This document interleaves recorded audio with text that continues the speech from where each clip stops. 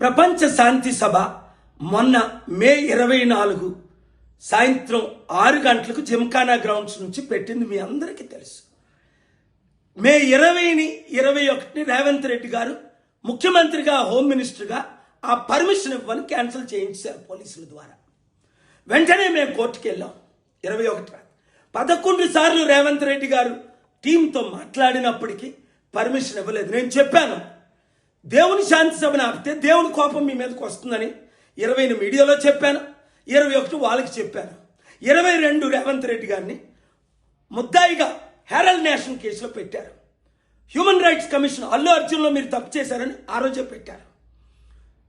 Miss world Maggi నన్ను ఒక వేశ్యగా treat చేశారు.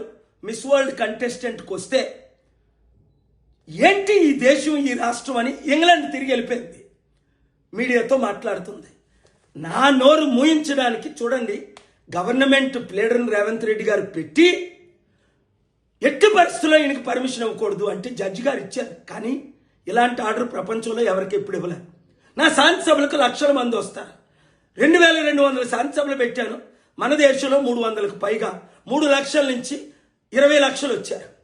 ఈ శాంతి సభకు 1000 మందికి ఎక్కువ రాకూడదు, ఒక్కరు ఎక్కువ వచ్చినా ఆయన అరెస్ట్ చేయొచ్చు అని ఆర్డర్లు ఇచ్చారు. శాంతి సభలో పాల్గారు కాదు ఎవరు మాట్లాడకూడదు. రాజకీయ ఇలాగ ఎక్కడైనా రూల్స్ పెడతారా అంటే మన దేశంలో ఏమైంది? కనుక దేవుని తీర్పు రేవంత్ రెడ్డి ముఖ్యమంత్రి గారి మీద ఆరంభమైంది. 21ని క్యాన్సిల్ చేశారు, 22న ఆరంభమైంది. 30 రోజుల్లో ఆయన మారకపోతే, ఆయన మారాలని ప్రార్థించండి. నాకు ఒక తమ్ముడుగా ట్రీట్ చేశారు.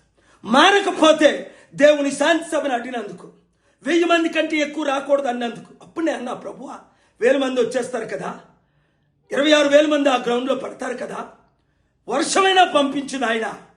దేవుడు వర్షాన్ని 7 గంటలకు మీటింగ్ పర్మిషన్ ఇస్తూ 6:45 పంపాడు. కనుక 1000 మంది కంటే ఎక్కువ రాలేదు. నన్ను అరెస్ట్ చేయడమా, నాకు శాంతిని అడ్డుకోవడమా, దొంగలకి దోచుకున్న వాళ్ళకి రాజకీయ నాయకులకి పర్మిషన్లు ఇవ్వడమా, ఒకరినొకరు తిట్టుకోవడమా?